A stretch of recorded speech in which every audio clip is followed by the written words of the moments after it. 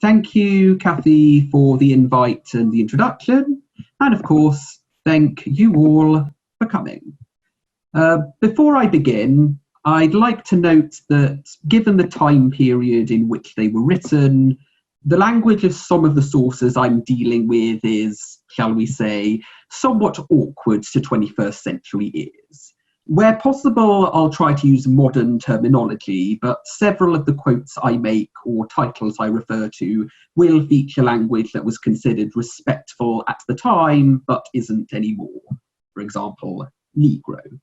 Also, I don't speak French, so please bear with me if I mispronounce names. With that out of the way, let's talk about C.L.R. James and the Haitian Revolution. The Haitian Revolution began on the 22nd of August 1791 as a slave uprising in what was then the French colony of San Domingue. It ended on the 1st of January 1804 with the declaration of Haiti as an independent state, the first state in history to ban both slavery and the slave trade unconditionally from the first day of its existence. The revolution was the largest slave revolt since the rebellion Spartacus led against the Roman Republic in 73 to 71 BCE. Not only that, it is the only successful black slave revolt in the history of the world and had major ripple effects, quickening the demise of the transatlantic slave trade and enabling further steps in the Atlantic revolutions of the 18th and 19th centuries. While it was published over 80 years ago now, in 1938, the preeminent account of the Haitian Revolution is still this: the Black Jacobins, Toussaint L'Ouverture and the San Domingo Revolution by C.L.R. James. I'm not exaggerating when I say that Black Jacobins put the Haitian Revolution on the map. At the time, it was not normal to see the Haitian Revolution as at least as significant an event as the American and French revolutions that also occurred in the late 1700s. Now that's an increasingly common position. For those who don't know, the Jacobins were a radical Republican political club in France that enjoyed political ascendancy during the French Revolution. Hopefully it'll become apparent over the course of this talk why James chose Black Jacobins as the title for his book. So then, who was C.L.R. James? He was a Marxist, humanist, and Pan-Africanist writer and activist born in Trinidad in 1901. In Trinidad, he received a very broad education at the Queen's Royal College from 1910 to 1918, where he then taught English and history for several years. He arrived in England in 1932 and worked as a journalist, including as a cricket correspondent for The Guardian. He became acquainted with Marxist writings and methods in England and joined the Trotskyist movement around 1933. In 1936, he published Minty Alley, the first novel by a black West Indian to be published in England, and wrote a 3-act West End play about the Haitian Revolution, also titled The Black Jacobins, starring the legendary actor and singer Paul Robeson. During this time, James's friend Harry Spencer gave him the money he needed to go to the archives in France for a few months to conduct his research on the Haitian Revolution. In 1939, James came to the US and joined the Socialist Workers Party. SWP, no relation to the British group of the same name. During this time, he participated in a famous set of exchanges within the American Trotskyist movement on the question of whether Black Americans could be regarded as a nation within the US with the right to self-determination, with Trotsky and James leaning more towards accepting that position, and Max Chapman and Ernest Rice McKinney taking a more sceptical view of the matter. There were heated debates in the SWP during and after the Soviet invasions of Poland and Finland in 1939 to 40. Then several SWP members grouped around Chapman left to form a new organisation called the Workers' Party.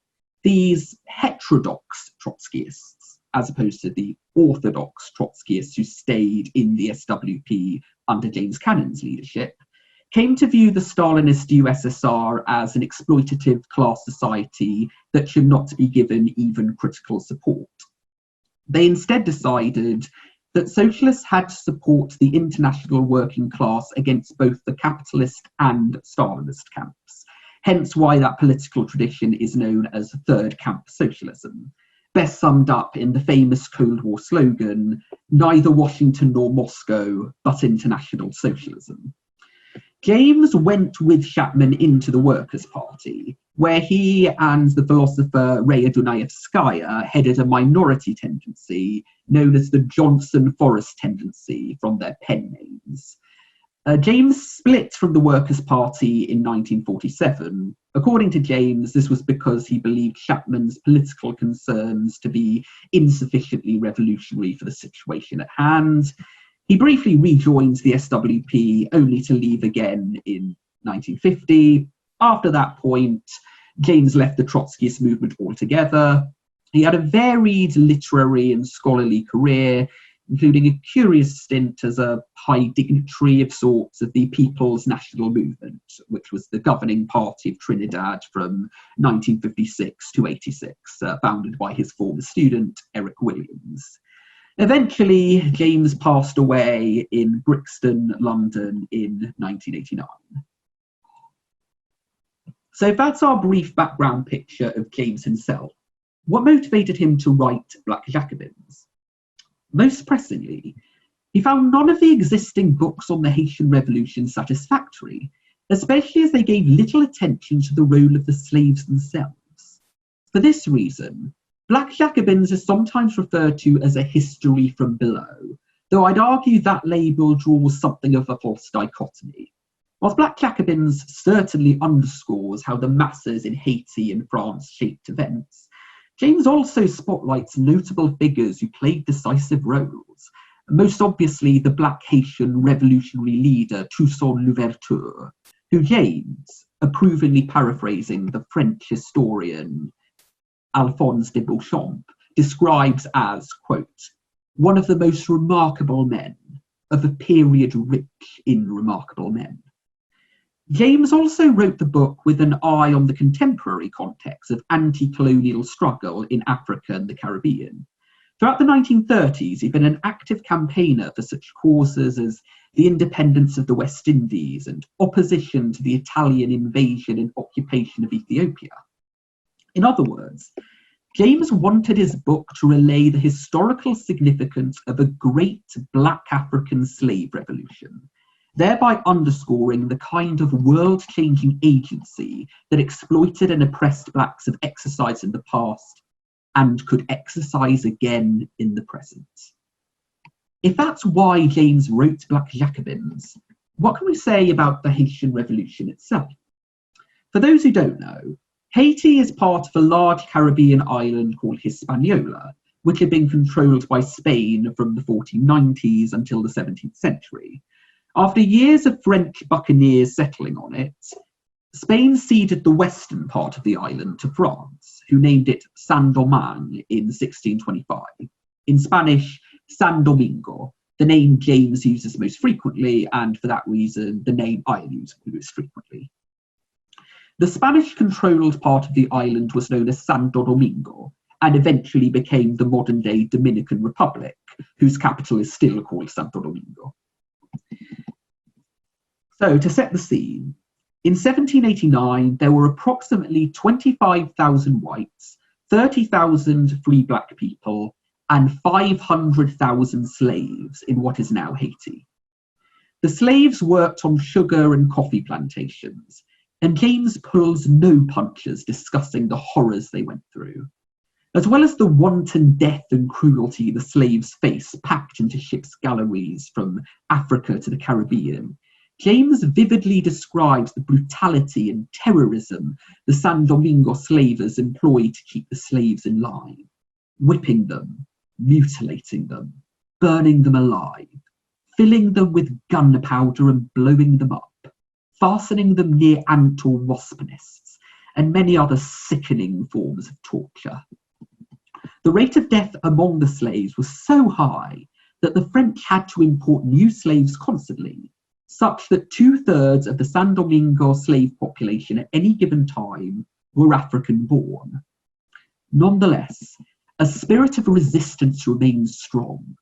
The slaves would secretly hold midnight voodoo celebrations, where they would sing a song in Kikongo, which James translates into English as, "We swear to destroy the whites and all they possess. Let us die rather than fail to keep this vow." As James goes on to say, quote, "The colonists knew this song and tried to stamp it out, and the voodoo cult with which it was linked, in vain. For over 200 years, the slaves sang it at their meetings, as the Jews in Babylon sang of Zion, and the Bantu today sing in secret the national anthem of Africa." Unquote. Slaves who escaped and formed bands of free men in the woods and forests were known as Maroons. There were attempted slave revolts before the Haitian Revolution, including that of the Maroon leader Macandal, who spent 6 years building up an organisation of black slaves to poison the white slave owners before he was captured and burned at the stake in 1758. As for the rest of the San Domingo population, James notes several significant racial and socio-economic groups. First, the big whites, meaning the planters as well as the wealthy merchants and agents of the maritime bourgeoisie in the towns. Second, the small whites, meaning the artisans, lawyers, notaries, and other subordinate classes in the white population. And third, the royalist bureaucracy, composed of Frenchmen who governed the island. As James puts it, quote, "Here then was the first great division, that between great whites and small whites, with the bureaucracy balancing between and encouraging the small whites. Nothing could assuage or solve this conflict. The moment the revolution begins in France, these two will spring at each other and fight to a finish." End quote. Additionally, there were the free blacks and free mulattoes, that is, mixed race people, who were known collectively as free people of color. They were better educated and more literate than the slave population, often trained as artisans and frequently served in either the army or the administration of the plantations. However, as James notes, quote, "The advantages of being white were so obvious that race prejudice against the Negroes permeated the minds of the mulattoes, who so bitterly resented the same thing from the whites." End quote. James places the Haitian Revolution of 1791 in relation to the French Revolution of 1789.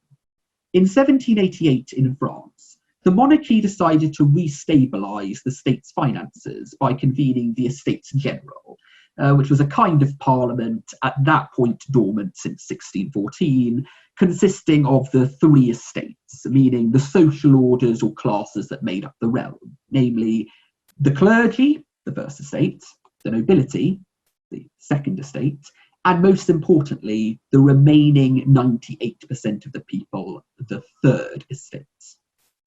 The Estates General convened on the 5th of May 1789. The monarchy wanted each estate to vote separately, and the nobility stood firm on this. But the third estate, which by this point included the French bourgeoisie, insisted on the estates voting together.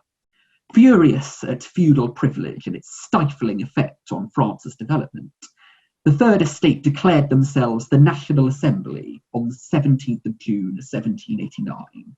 It refused to dissolve, and on the 14th of July, the Paris masses, having armed themselves, stormed the Bastille, a prison in France and major symbol of royal authority.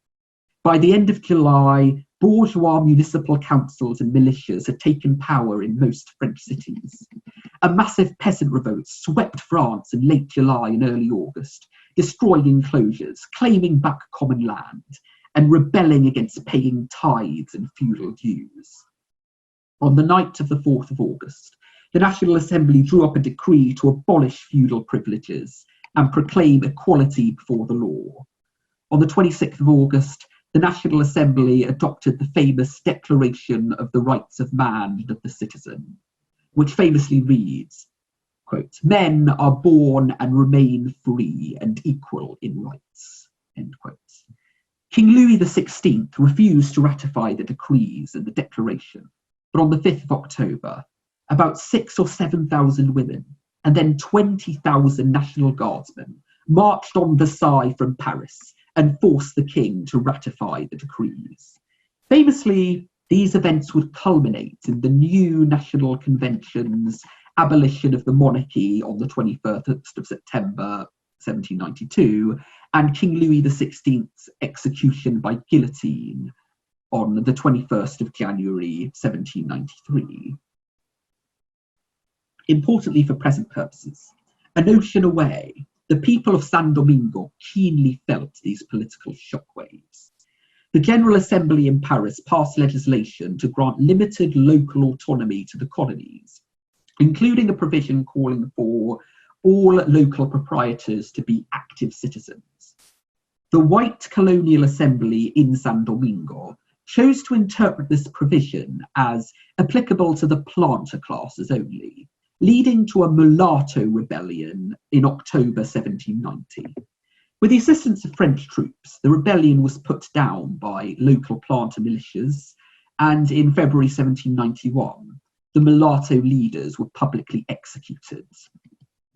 Under pressure from the Abbé Grégoire and others in light of these events, on the 15th of May 1791, the French National Assembly granted political rights to all free people of colour born of free mothers and fathers. Whilst this itself was a major compromise that would have extended political rights to only a few hundred free blacks and mulattoes, the San Domingo white colonists furiously resisted even that. But what of the slaves? If I may quote James at length, quote, "They had heard of the revolution and had construed it in their own image. The white slaves in France had risen and killed their masters, and were now enjoying the fruits of the earth." It was gravely inaccurate, in fact, but they had caught the spirit of the thing. Liberty, equality, fraternity, end quote. On the 22nd of August 1791, the slaves on the northern sugar plain of San Domingo rose up in a coordinated rebellion, sparking the Haitian Revolution. Here we should turn to that major player in these events I brought up earlier, the former slave Toussaint L'Ouverture.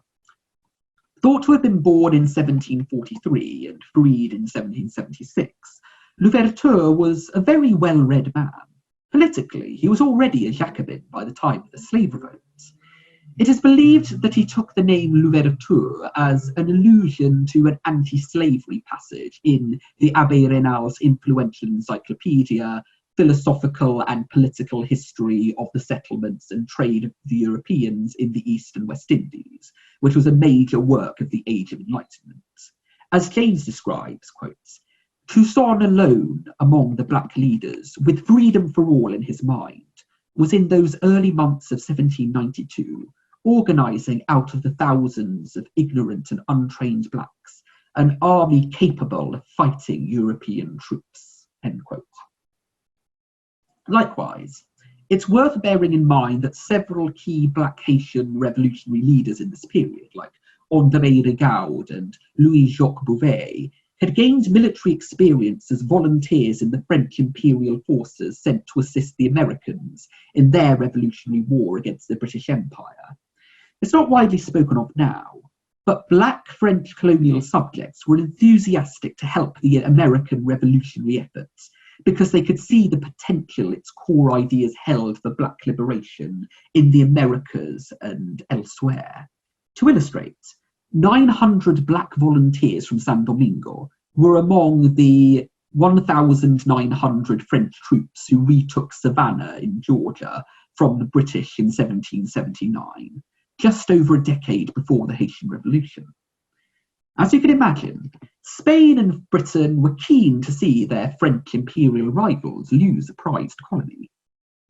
The leadership of the slave insurgency chose to ally with Spain, which, as you might recall, controlled the eastern part of the island of Hispaniola. By 1792, the rebel slaves controlled a third of the island. In 1793, they forced the colonial commissioners to abolish slavery in the colony, which then sent a delegation to France to argue in favour of abolishing slavery in the whole French Empire. That same year, as part of its own war against France, Britain sent its own forces to San Domingo in what Prime Minister William Pitt the Younger called a great push to take the colony. The British seized a French fort in San Domingo in September 1793, and over the next 5 years would send over 20,000 men in 200 ships, which at the time was the largest military expedition Britain had ever launched.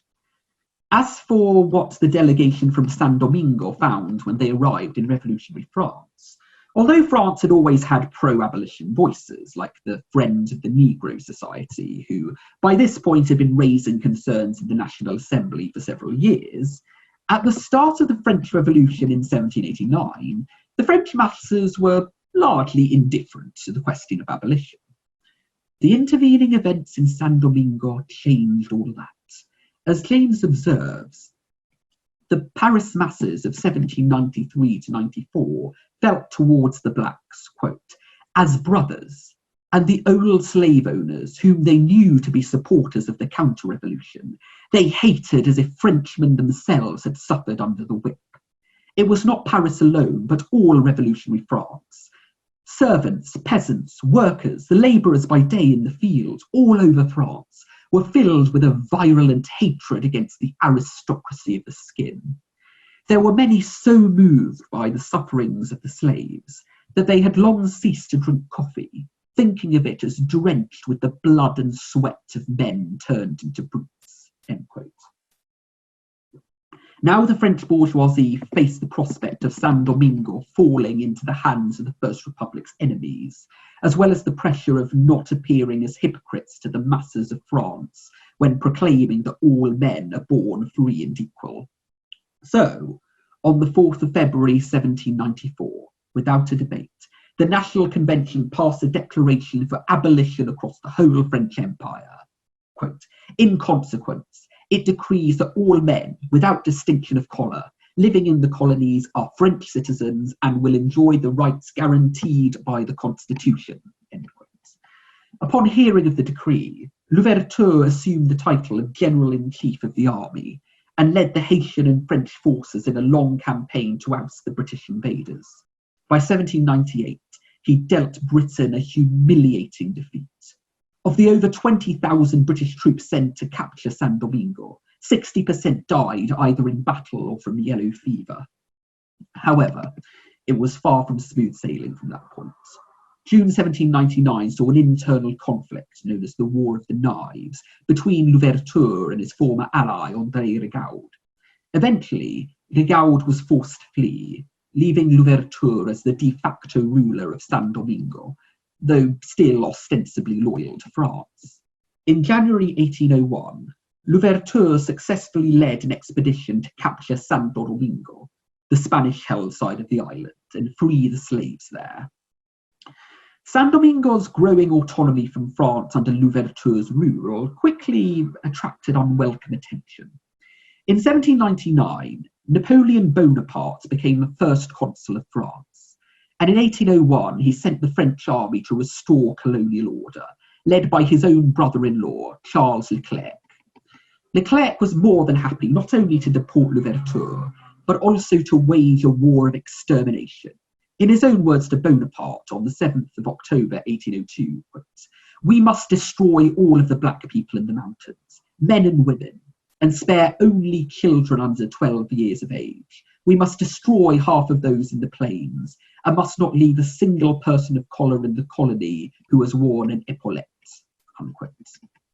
That same year, Bonaparte reinstated slavery in the rest of France's Caribbean colonies.